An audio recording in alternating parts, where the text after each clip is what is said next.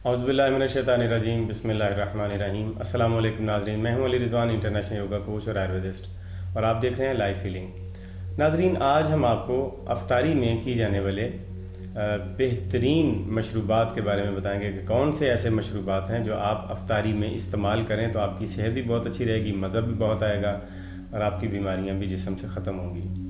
नाज़रीन, अमूमन हमारे यहाँ देखा गया कि अफ्तारी में बहुत गैर संजीदा किस्म के मशरूबात का इस्तेमाल किया जाता है जो जिस्म के लिए बहुत ज़्यादा नुकसानदेह होते हैं। मसलन सॉफ्ट ड्रिंक्स पिए जाते हैं, चीनी से बने हुए मशरूबात पिए जाते हैं, मसनूई मशरूबात पिए जाते हैं। उनसे वक्ती तौर पे गला भी तार हो जाता है, टेस्ट भी मिल जाता है, लेकिन वो जिस्म के लिए बहुत ज़्यादा नुकसानदेह होते हैं। उससे जिस्म में बीमारियां पैदा होती हैं और इंसान की ज़िंदगी कम होती है, निज़ाम ख़राब हो जाता है, दिल और गुर्दे ख़राब होते हैं, जिगर ख़राब होता है।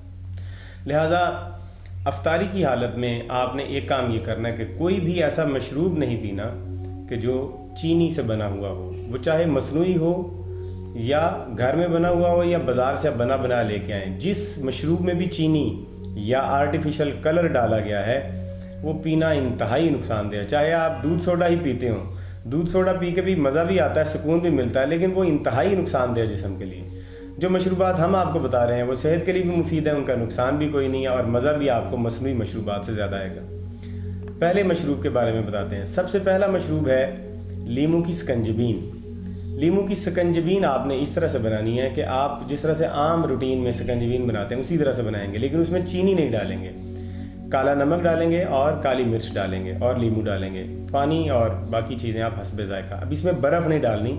आप ठंडा करने के लिए ये तरीका इस्तेमाल करें कि पानी की बोतल को या बर्तन को ढाँप के फ्रिज के अंदर रख दें। जब पानी अच्छी तरह से ठंडा हो जाए तो उसके अंदर आप ये बना के रख लें, या बनाने के बाद आप इसे फ्रिज में रख लें। बर्फ़ ना डालें, बर्फ़ नुकसानदेह है। बनाने का तरीकाकार ये है कि पानी में लीमू निचोड़ लें अच्छी तरह से, हस्बे ज़ायका काला नमक डालें और हस्बे ज़रूरत आप काली मिर्च डाल लें। इस कदर लजीज मशरूब होगा ये कि आप रमज़ान के बाद भी आप इसे मुसलसल पीते रहेंगे। जितनी बार भी आप दिन में पिएंगे आपकी ताजगी और तवानाई में इजाफा होगा और आपका फौरी तौर पे आपकी तबीयत बहाल हो जाएगी। ये था पहला मशरूब। दूसरा मशरूब जो हम आपको बता रहे हैं वो है गुड़ वाली सकंजबीन।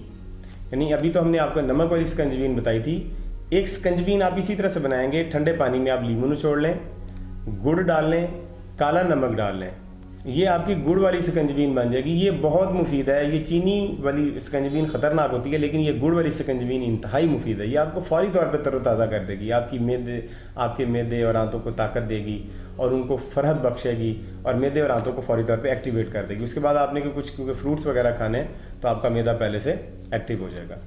अगला जो तरीक़ेकार है वो है तिल के दूध में या दूसरे दूध में खजूर का शेक बनाना।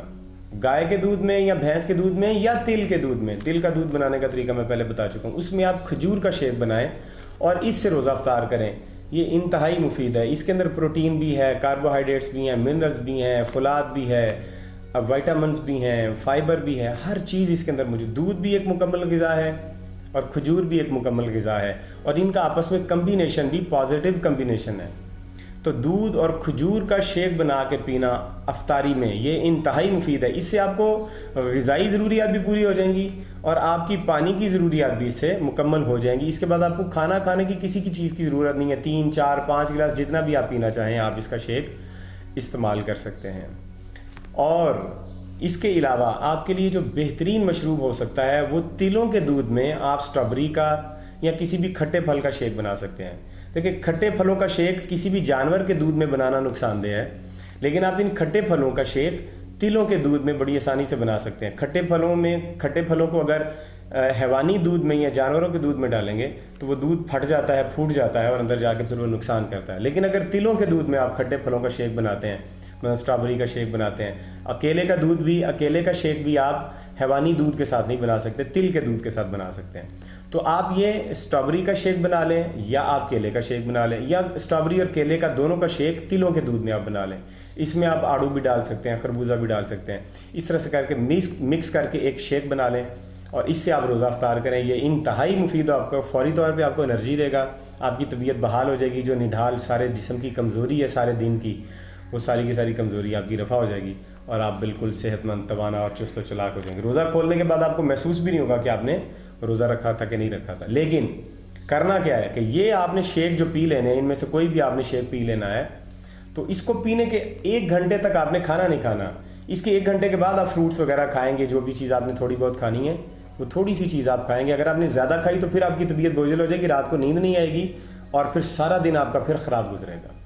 एक और मैं इसमें इजाफा कर देता हूँ कि आप सत्तू की सकंजबीन पी सकते हैं। मतलब आप सकंजबीन बनाएं जिस तरह से भी बनाते हैं, और उसमें पिसे हुए जौ के सत्तू डाल दें और उसको आप गुड़ भी उसमें डालें और बेहतरीन सकंजबीन बना के, ये गुड़ वाली और लीमू और सत्तू की सकंजबीन, ये आप पी लें। 4-5 गिलास आप ये पी लेंगे, इसी से आपकी तबीयत बहाल हो जाएगी और आप बिल्कुल तंदुरुस्त और तवाना हो जाएंगे। एनर्जी भी आपको पूरी मिलेगी, ग़िज़ाई एनर्जी, क्योंकि सत्तू के अंदर बहुत ज़्यादा ताकत होती है और ठंडे भी होते हैं।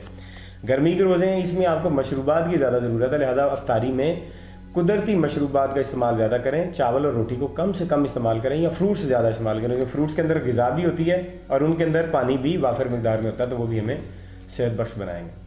तो उम्मीद करता हूँ आपको वीडियो पसंद आई है। इसको शेयर करें, लाइक करें, चैनल को सब्सक्राइब करके ऑल नोटिफिकेशन का बटन भी प्रेस कर लें, बेल का नोटिफिकेशन भी आप बेल का बटन भी आप दबा दें ताकि आने वाली हर वीडियो आप तक आसानी से पहुँच सके। अगर आपको कोई सवाल पूछना हो, किसी खास मौजू पर वीडियो देखना चाहते हो, आप कमेंट में करके हमसे सवाल पूछें।